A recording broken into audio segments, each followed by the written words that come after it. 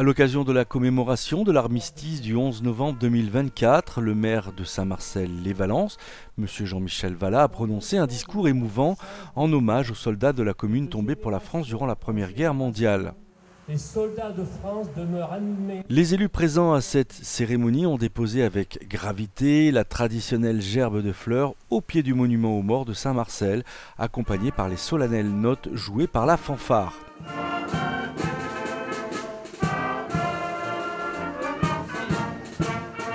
Beaucoup de Saint-Marcellois présents à cette cérémonie ont écouté quelques messages adressés par les différents élus en souvenir aux soldats morts dans les tranchées pour défendre la nation.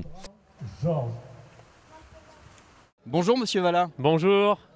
Nous venons de commémorer le 106e anniversaire de l'armistice de 1918. Voilà. 1918. Voilà. Est-ce important encore aujourd'hui de commémorer nos morts ? C'est toujours important de commémorer nos morts parce qu'il ne faut pas oublier ce qui s'est passé, ce qu'ils ont donné pour que la paix, pour qu'on puisse avoir la paix. Donc vous l'avez peut-être entendu dans les discours, c'est le sacrifice de tous ces hommes, de toute une population. Et il ne faut pas oublier, il faut surtout savoir transmettre. Et vous avez pu voir qu'aujourd'hui on avait des enfants des écoles, deux écoles qui sont venus chanter la Marseillaise, plus les jeunes du conseil municipal jeune qu'on associe chaque fois à nos cérémonies, notamment celle du 11 novembre, après on aura celle du 8 mai et puis ceux du 23 août pour les fusillés qui sont tombés à Saint-Marcel.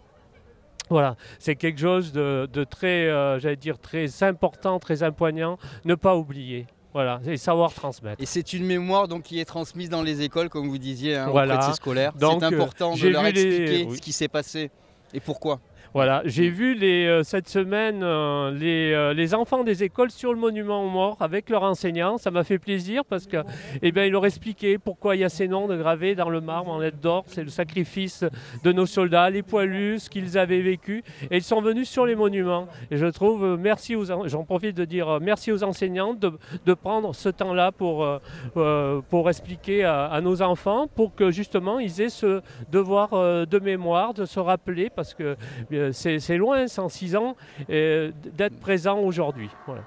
C'est loin, mais à la fois si proche, si on regarde à l'échelle de l'humanité. Et c'est si proche. Et la guerre est à nos portes, et l'approche est à nos portes. Ouais. Elle est de nouveau en Europe. Il faut rester vigilant. Rester vigilant, parce que derrière la paix, quand on a la paix, c'est des sacrifices qu'il y a eu, c'est beaucoup de morts. Donc il faut savoir être les artisans de la paix, j'allais dire.